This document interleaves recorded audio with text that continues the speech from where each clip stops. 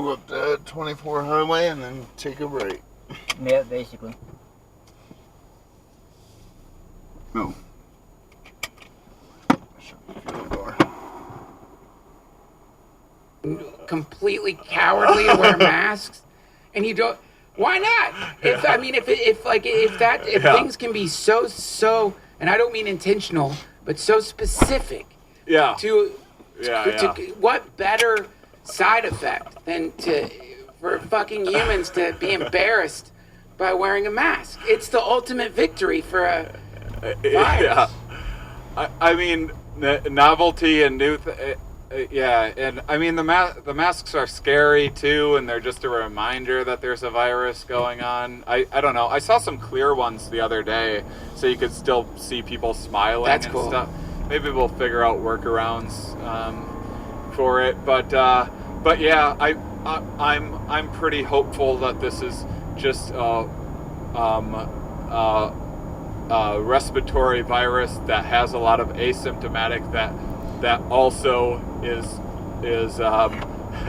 something that seemingly might not always produce antibodies, which means you can get it again.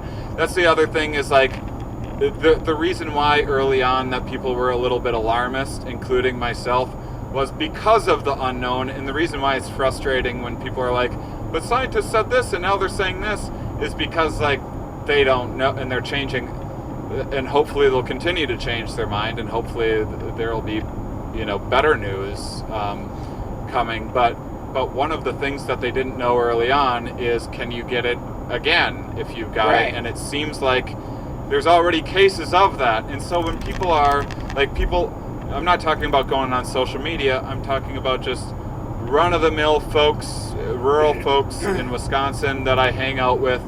Their attitude is often, I just want to get this thing. I have an aunt who's like, I just want to get this thing and get it over with. It's like, it's not the fucking chicken pox. Right. It's a cold. It works like a cold. Not only can you get it a second time, but when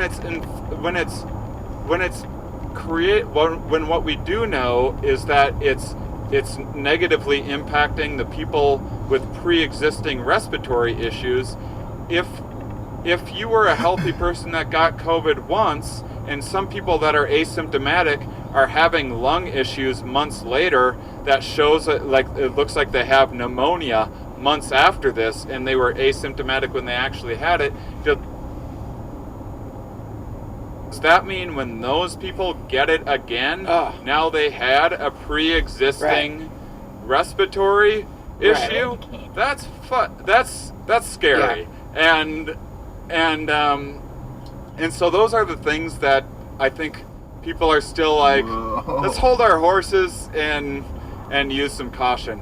But there's horrible, crazy economic constraints and I know, man. That's the other problem. People need to work. People have to make a living. People's kids need to go to school, and we're in this horrific like game of like, what do we do here? Do we just like let God roll the dice? If a bunch of us are gonna die, we're gonna fucking die, or do we like hole up until the economy completely crashes and massive famine happens all around the planet and people are starving and killing themselves and going fucking crazy? It's like, it's this dark thing where in between we thought there might have been a way, which was do these little openings, have these rules, wear a mask, do this and this and this, but it didn't work. Actually, that didn't work. It's spreading again, and we tried to do a little bargain with it to see if we could open up the economy, knowing that, on one side, we're risking giving a viral pneumonia to people with autoimmune disorders,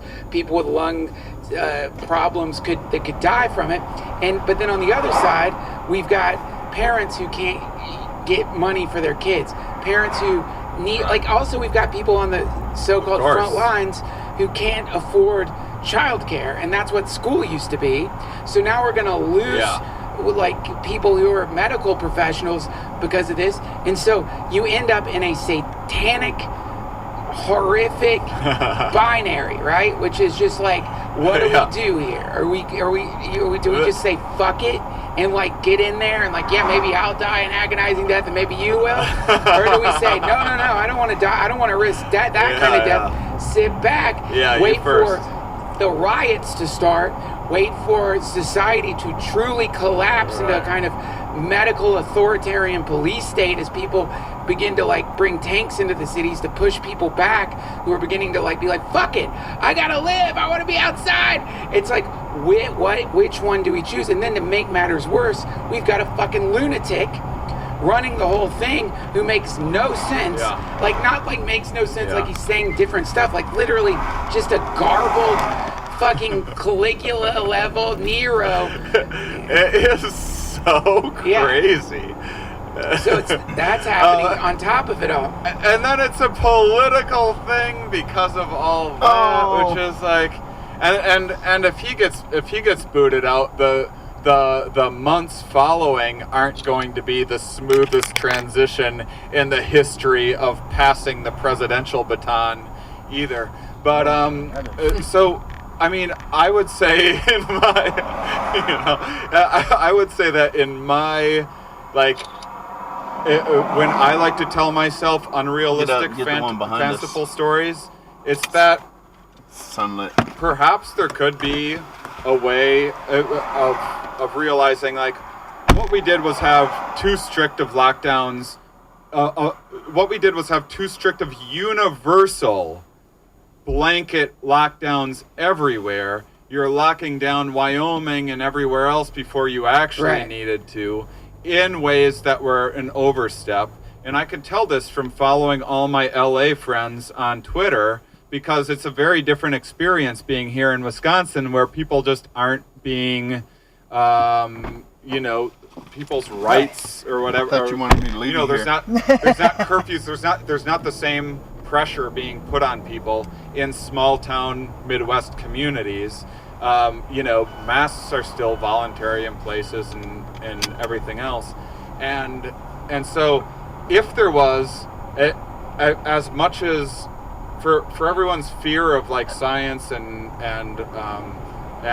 the Terminator robot taking over or whatever eventually, and giving just giving everything over to artificial intelligence, I would much rather there be some sort of a universal like algorithm that is like, here's the population density of an area, here's the number of free hospital beds, here's the number of cases in this area, and then there's levels of opening that are considered acceptable. Here's what's considered an essential worker in this area.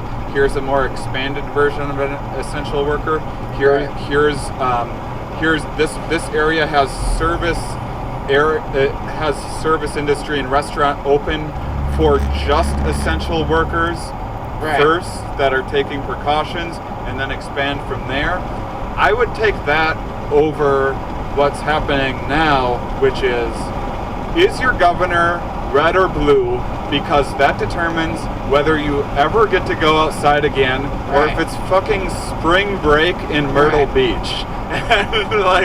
And so then what's happening is when there is an overreaction in a lockdown, then people say something like, oh, look, nothing happened. Look, the number of deaths weren't what they projected it would be.